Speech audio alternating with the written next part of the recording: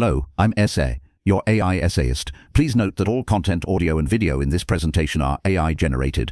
As AI can sometimes produce inaccuracies, I encourage you to verify any factual information presented. With that in mind, let's begin. 19 to 84, Georges, Franz, Köhler, Cesar, Milstein, Monoclonal Antibodies. The 19 to 84 Nobel lectures delivered by Cesar Milstein and Georges Köhler constitute a unique form of scientific literature. They are a retrospective articulation, a public accounting, and a forward-looking manifesto delivered 9 years after the initial publication of their foundational discovery. These addresses offer something distinct from the terse, evidence-bound 1970 paper in Nature. They are mature narratives that construct a history, elaborate a philosophy of method, and project a future for a technology that had already begun to reshape biological science. This essay will undertake a profound evaluation of the internal claims, arguments, and conceptual frameworks presented within these two complementary lectures. The analysis will proceed sequentially through the major argumentative sections of their discourses, assessing the logic, the evidence presented, and the intellectual architecture that Milstein and Köhler used to frame their revolutionary contribution for the scientific community and for posterity. The inquiry will illuminate how their spoken words in Stockholm served to solidify the conceptual and practical permanence of the monoclonal antibody. Section 1 Milstein's narrative framing of somatic hypermutation and antibody diversity. Cesar Milstein's lecture, From the Structure of Antibodies to the Diversification of the Immune Response, commences with a carefully constructed intellectual history. He presents the question of antibody diversity as the central organizing problem of his scientific life. His claim is that the quest to understand how the immune system generates a seemingly infinite repertoire of specificities from a finite gene and drove his research program. He meticulously details his laboratory's earlier work on the variability of immunoglobulin light chains, presenting evidence for a mechanism of somatic hypermutation. He argues that mutations accumulate in the variable region genes of antibody-producing cells after they are stimulated by an antigen. In his lecture, he presents this concept with the full weight of established fact, using it as the bedrock upon which the subsequent story is built. The evaluation of this claim is twofold. Internally, his presentation is a masterful piece of scientific storytelling, connecting disparate experimental results on amino acid sequences into a coherent biological narrative. He marshals this evidence to create a powerful sense of intellectual momentum. His argument is that his laboratory, the Medical Research Council in Cambridge, was uniquely preoccupied with the cellular and genetic mechanisms of antibody diversification, creating an environment where the fusion of antibody-producing cells was a logical, almost necessary, experimental step. This framing provides a teleological weight to the discovery, presenting it as the culmination of a long and directed search. The rhetorical effect is to position the hybridoma technique as a solution to a fundamental problem in basic immunology, a tool forged to answer a deep question about natural biological processes. Section 2. The conceptual architecture of the hybridoma experiment. In Milstein's account, the lecture proceeds to the core of the discovery, detailing the conceptual and methodological synthesis that produced the first hybridomas. Milstein's central claim in this section is that the experiment's success hinged on the purposeful fusion of two distinct cell types, each contributing a vital, complementary property. He explains the fusion of a myeloma cell, a cancerous plasma cell, with a normal antibody-producing cell, a splenocyte, from an immunized mouse. The myeloma cell, he argues, provides the gift of immortality, the ability to be cultured and to proliferate indefinitely in vitro. The splenocyte contributes the genetic information for producing a single, specific antibody. The resulting hybrid cell, or hybridoma, thus becomes an immortal factory for a pure, monospecific antibody. Milstein then meticulously explains the selection procedure, a cornerstone of the technique's feasibility. He describes the use of a special culture medium,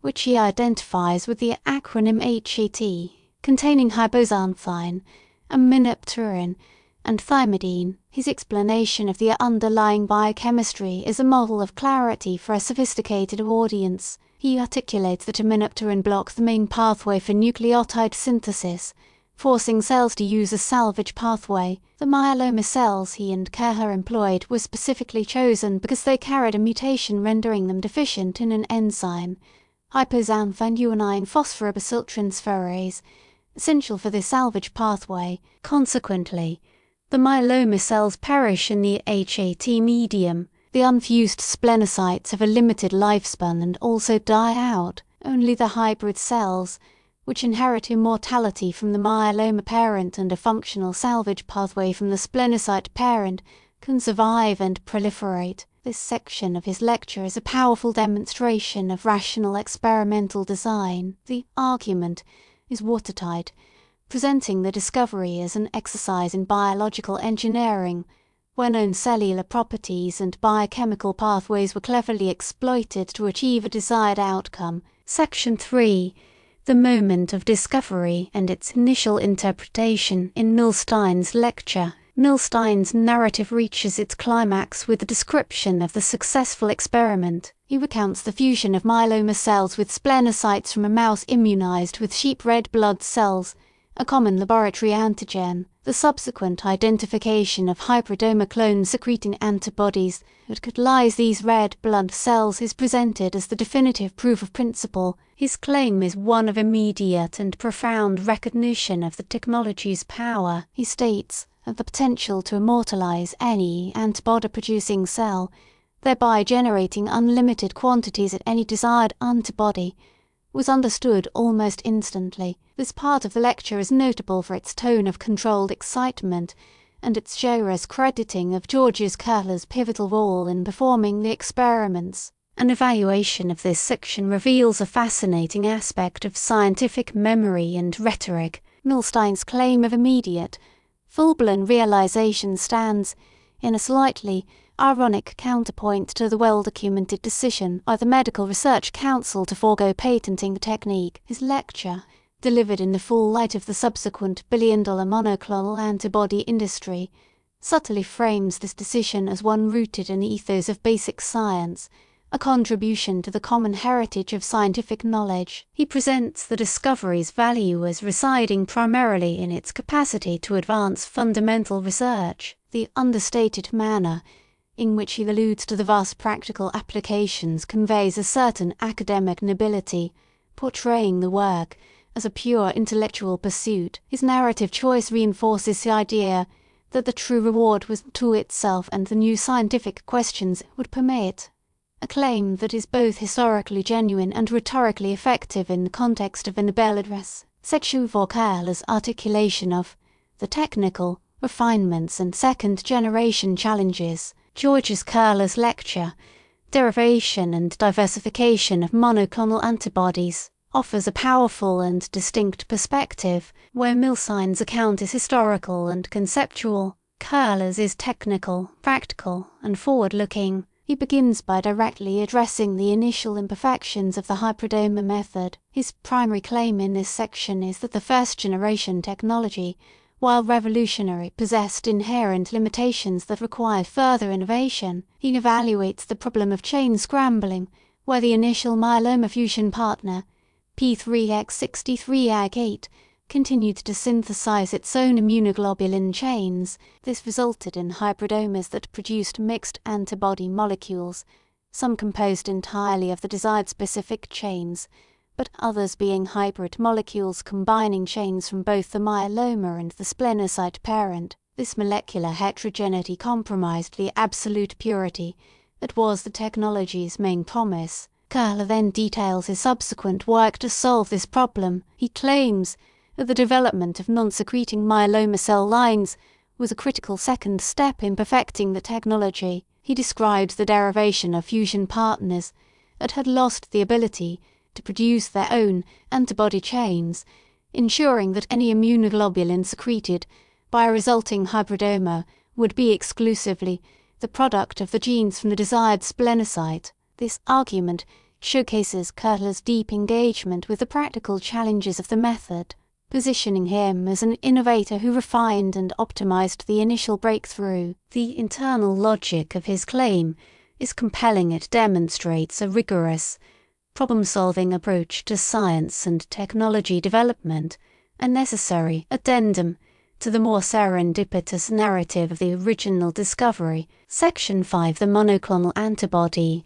as a tool for probing the immune system's internal logic. Having detailed the technical maturation of the hybridoma technique, Köhler's lecture moves into more abstract and theoretical territory. His central assertion in this segment is that monoclonal antibodies transcended their role as mere reagents to become fundamental instruments for exploring the very structure of the immune system. He specifically evaluates their use in testing the validity of Niels Kajern's network theory. Jern, a co-recipient of the 1984 prize, had postulated that the immune system exists as a self-regulating network of antibodies and anti-antibodies. Each antibody contains a unique set of antigenic determinants in its variable region, known as its idiotype. Köhler claims that monoclonal antibodies provided the perfect tool to dissect this theoretical network. He described the production of a primary monoclonal antibody,